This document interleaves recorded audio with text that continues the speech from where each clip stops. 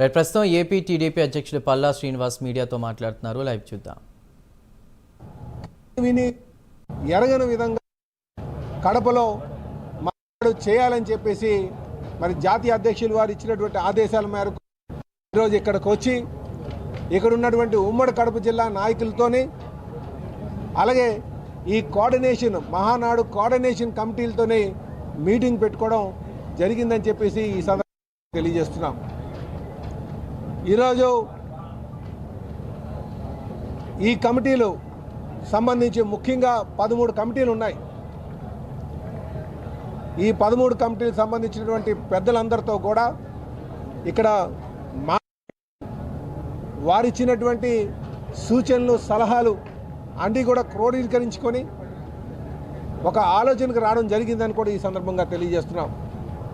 కానీ ఇక్కడ అందరి యొక్క అభిప్రాయం ఏంటంటే కడపలో నెవర్ బిఫోర్ నెవర్ ఆఫ్టర్ అన్న విధంగా మహానాడు నిర్వహించాలని చెప్పేసి ప్రతి ఒక్క నాయకుడు కూడా చెప్పడం జరిగిందని చెప్పి ఈ సందర్భంగా తెలియజేస్తున్నాం.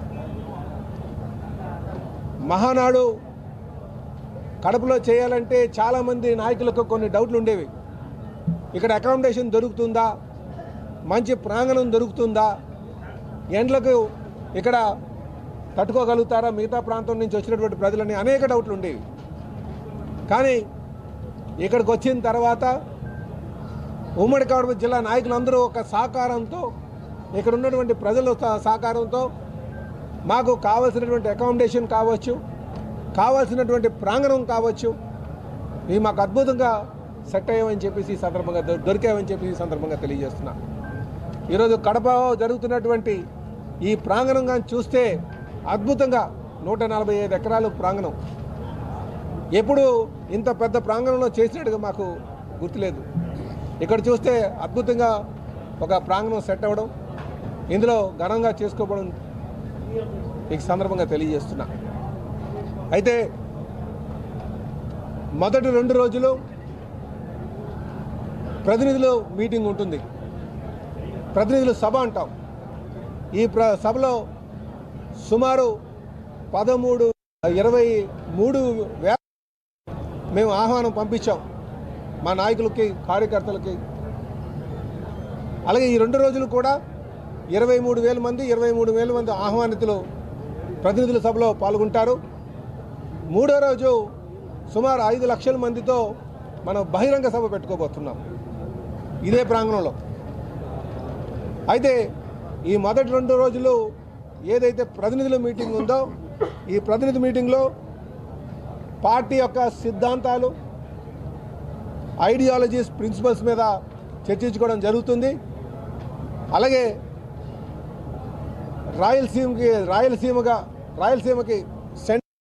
రాయలసీమ సెంట్రిక్గా ఏదైతే అభివృద్ధి కార్యక్రమం చేశామో ఆ అభివృద్ధి కార్యక్రమం పైన చర్చించుకోవడం జరుగుతుంది. అలాగే మై టీడీపీ అని చెప్పేసి ఒక అద్భుతమైనటువంటి యాప్ యువ నాయకులు లోకేష్ గారు డెవలప్ చేశారు. ఆ యాప్ని పైన కూడా అందరికీ ఇన్స్టాల్ చేసుకునేటట్టుగా కార్యక్రమం కూడా చేపడుతున్నామని చెప్పి తెలియజేస్తున్నాం. ఇదే కాకుండా క్యాడర్ని ఏ విధంగా మనం జాగృతం చేయాలి, ఈ గవర్నెన్స్ మీద కావచ్చు, విజన్ డాక్యుమెంట్ మీద కావచ్చు, చంద్రబాబు యొక్క ఆలోచన మీద కావచ్చు, కీర్తిశేషులు నందమూరి తారక రామారావు గారి యొక్క సిద్ధాంతాలపైన కావచ్చు, ఇవన్నీ కూడా కార్యకర్తలకి, నాయకులకి కూడా క్యాడర్ మీటింగ్లో చెప్పడం జరుగుతుందని చెప్పి ఈ సందర్భంగా తెలియజేస్తున్నా. మీకు తెలుగుదేశం పార్టీ అంటేనే బడుగు బలహీన వర్గాలకి రాజకీయ చైతన్యం కల్పించినటువంటి పార్టీ, ఎంతోమంది నాయకుల్ని తయారు చేసినటువంటి పార్టీ. ఈరోజు మీరు తెలంగాణలో చూసినా, ఆంధ్రప్రదేశ్లో చూసినా, ఏ పార్టీలో చూసినా తెలుగుదేశం పార్టీ యొక్క మూలాలు ఉంటాయి. మీరు గమనించండి నాయకుల్లో. కానీ అద్భుతమైనటువంటి నాయకత్వాన్ని తయారు చేసేటటువంటి ఫ్యాక్టరీ తెలుగుదేశం పార్టీ అని చెప్పి ఈ సందర్భంగా తెలియజేస్తున్నాం. కనుకనే ఏ పార్టీ కూడా నిర్వహించినటువంటి విధంగా క్యాడర్ మీటింగ్ ప్రతినిధులు సభ పెట్టడం జరుగుతుందని చెప్పేసి ఈ సందర్భంగా తెలియజేస్తున్నాం. ఇది మాకు గత 40 సంవత్సరాలుగా చేసుకున్నటువంటి ఆనతి. అలాగే బహిరంగ సభ కూడా ఈసారి 3వ రోజుని పెట్టి గని విని ఎరగిన విధంగా మీటింగ్ కూడా చేయడం జరుగుతుందని చెప్పేసి ఈ సందర్భంగా తెలియజేస్తున్నాం. అయితే మరి మా మంత్రులు కానీ వాళ్ళు కూడా చాలా సలహాలు సూచనలు ఇవ్వడం జరిగింది. ఎందుకంటే కాలాతీతం ఇప్పటికే చాలా సమయం వృధా అయింది. త్వరితగతిన ఈ వారం రోజుల్లో పనులన్నీ కూడా పూర్తి చేసుకొని ముందుకు వెళ్ళాలని చెప్పేసి ఖచ్చితంగా ఇచ్చినటువంటి జాతీయ అధ్యక్షులు ఇచ్చినటువంటి గడువులోగా అన్నీ కూడా పూర్తి చేస్తామని చెప్పేసి తెలియజేస్తున్నాం.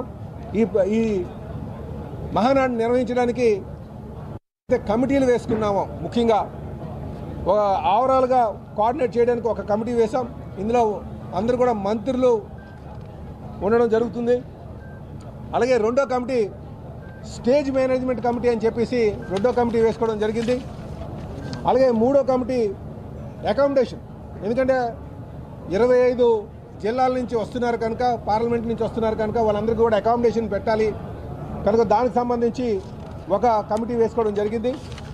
అలాగే నాలుగో కమిటీకి సంబంధించి ట్రాన్స్పోర్టేషన్, ఇప్పుడు మనకి బయట ప్రాంతాల నుంచి వచ్చినటువంటి వారికి కానీ లేకపోతే రేపు బహిరంగ సభకు సంబంధించినటువంటి వారికి కానీ ఏ విధంగా మనం ట్రాన్స్పోర్టేషన్ వాళ్ళకి ఏర్పాటు చేయాలన్న దాని మీద ట్రాన్స్పోర్టేషన్ కమిటీ ఒకటి వేసుకుంటున్నాం.